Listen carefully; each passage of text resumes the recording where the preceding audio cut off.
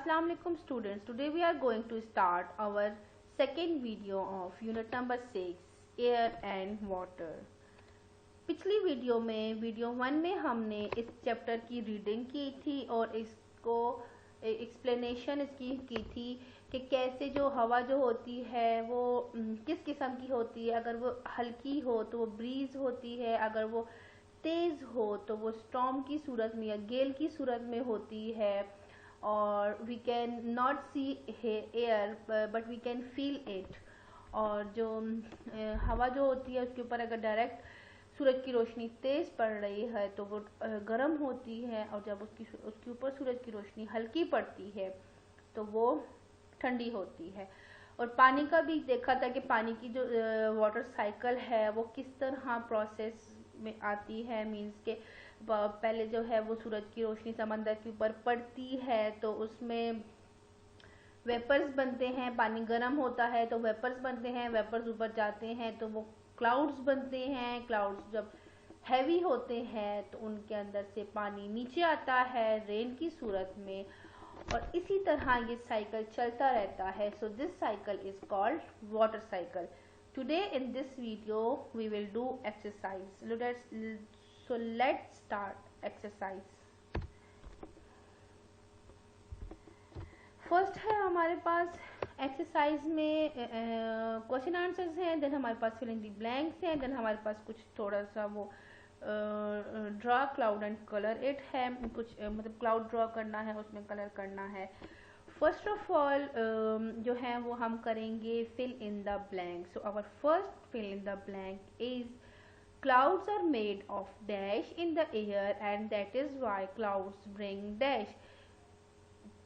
बादल जो होते हैं वो हवा में बनते हैं, किससे और उनसे क्या मिलता है।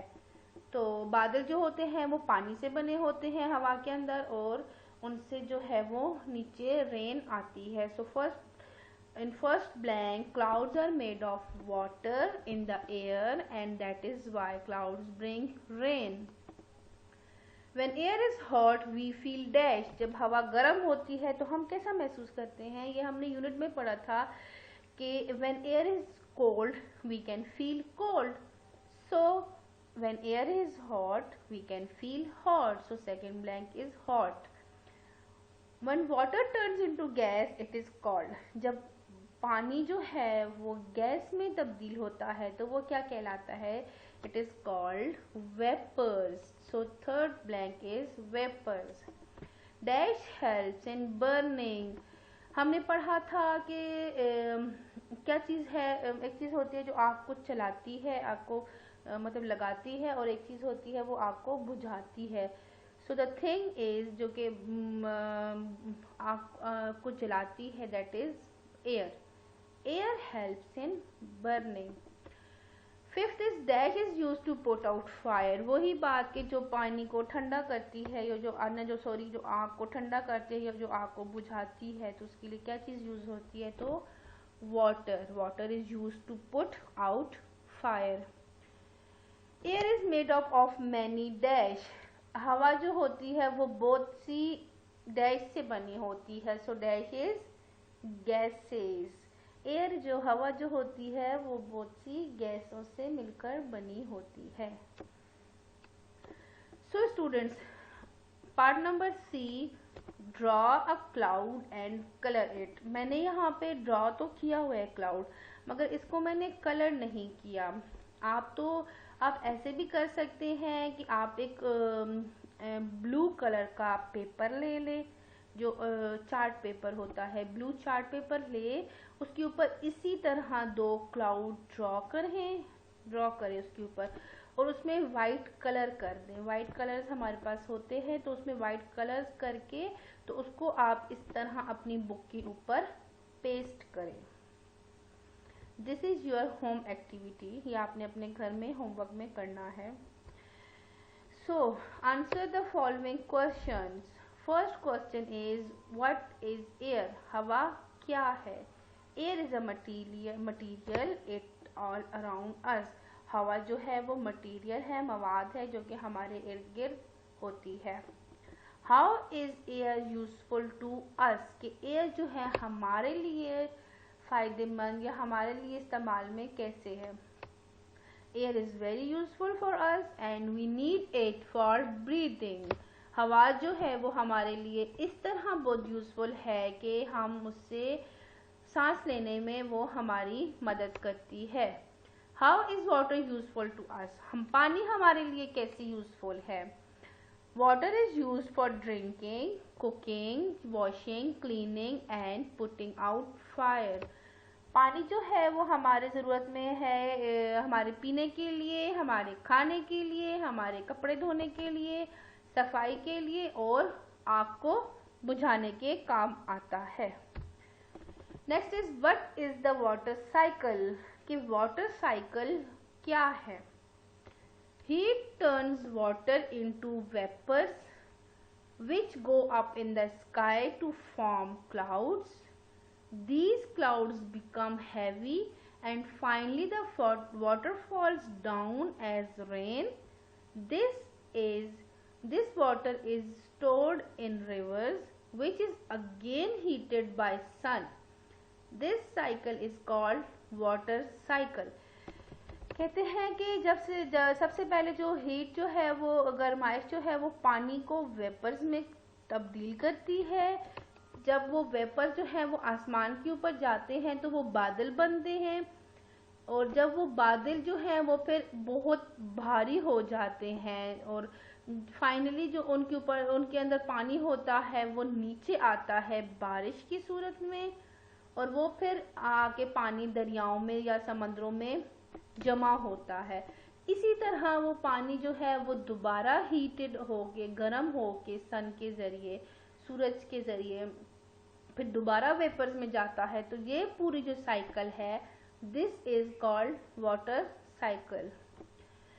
How many glasses of water should we drink in a day, हमें दिन में कितने पानी जो है पानी के ग्लास जो है वो पीने चाहिए। We should drink 6 to 8 glasses of water in a day, हमें जो दिन में 6 से 8 ग्लासेस पानी के पीने चाहिए। What are water vapors? Water vapors क्या है। Water vapors are small water droplets in the gas form. Water vapors जो होते हैं वो छोटे छोटे से वाटर पानी के ड्रॉपलेट्स होते हैं जो कि गैस की सूरत में होते हैं जिसे हम बुखारात कहते हैं।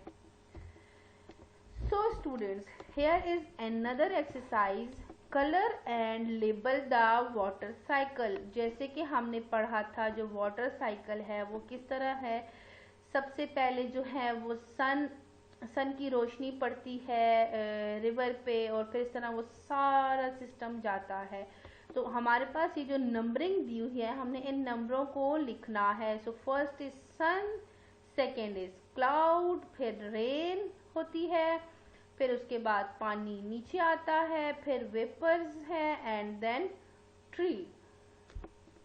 सो this is a water cycle. आपने इनके सन में और रिवर में, सन में आपने येलो कलर करना है, वाटर में आपने ब्लू कलर करना है, ट्रीज में ग्रीन करना है और बाकी जो आपका इर्द गिर्द ग्राउंड है उसको भी आपने ग्रीन करना है। ये आपने एक्सरसाइज ये अपनी बुक के ऊपर इसे कलर करना है और इन ब्लैंक्स को फिल करना है विद पेंसिल।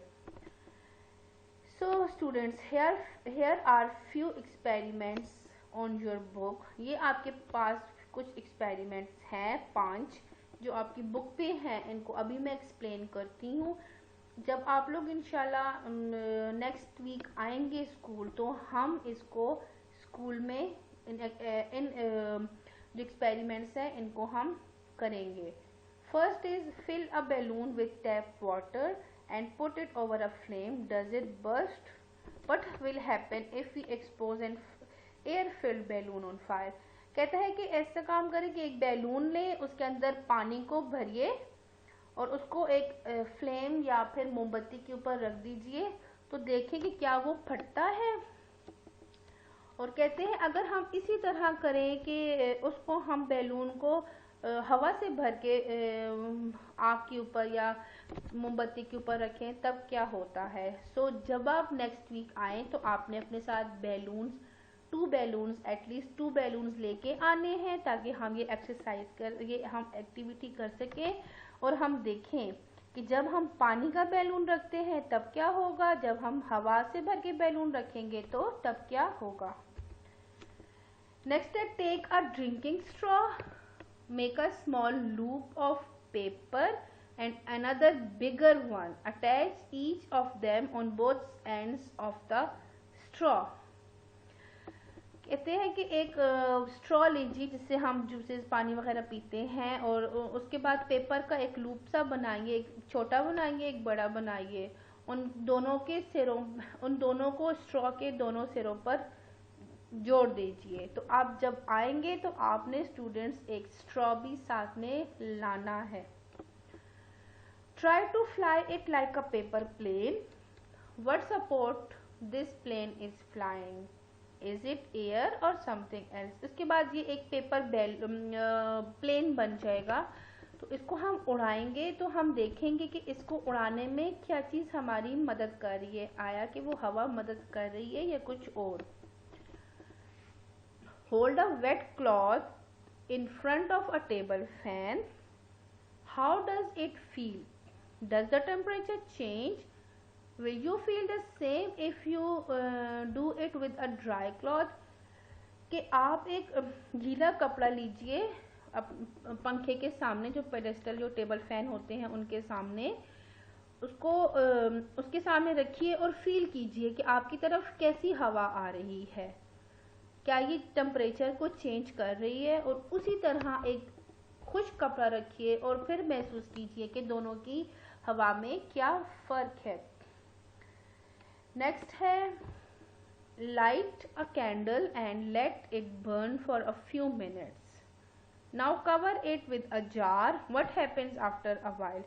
एक मोमबत्ती लीजिए, उसको जलाएं, उसके बाद उसको जलने दें कुछ देर, उसके बाद फिर एक उसके ऊपर जार रख दे कांच का, तो फिर आप देखें कि वो क्या होगा। सो ये एक्टिविटी भी हम इंशाल्लाह स्कूल में करेंगे। Last is a parachute is used to jump for an aeroplane and land safely. जो पैराशूट होता है वो छलांग लगाने के लिए होता है एरोप्लेन से, ताकि ज़मीन पे आराम से आया जा सके। To make your own parachute, अपना पैराशूट बनाइए। Tie string to the four ends of a handkerchief.